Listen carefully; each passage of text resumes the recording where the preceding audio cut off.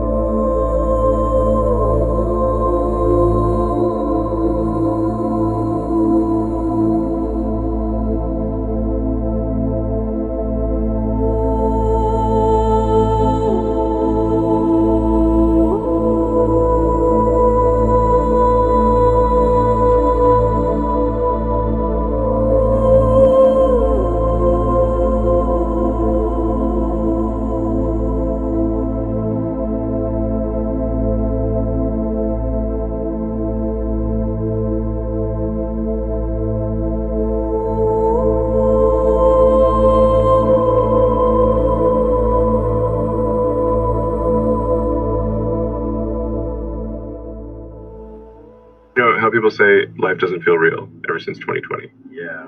Well, look, it's because it isn't. For the decades leading up to 2020, there was something going on that the general public never could have expected. Certain aspects of our technology weren't only just providing services for us, they were planning a dramatic shift of consciousness. Google Earth, for the last 25 years, has been creating a completely digitized, three-dimensional blueprint of the entire planet, a perfect database of 3D tracked images of what our external world looks like. While all of our devices that were inside the home, riddled with cameras, have been slowly building back-end digitized replicas of what our households look and feel like. Silently, this siphoned visual information was being harnessed to build a massive digitized replica of our world inside and out. a kind of complex virtual reality that perfectly mimics the real one. Our digital footprints were used to create hyper-realistic digital avatars in this world that look and feel just like us. This virtual reality was being prepared for us to step into. Okay, wait. Even if they made this digital replica of the Earth, how would they put us in there without us knowing? Our cell towers are essentially riddled with high-powered neural transmitters, which, with properly pressurized electromagnetic field disbursement, could be used to target the consciousness in every individual within range and essentially absorb the consciousness out of the body and relocate it theoretically even into a digital environment. This process is called a snapshot conscious swap.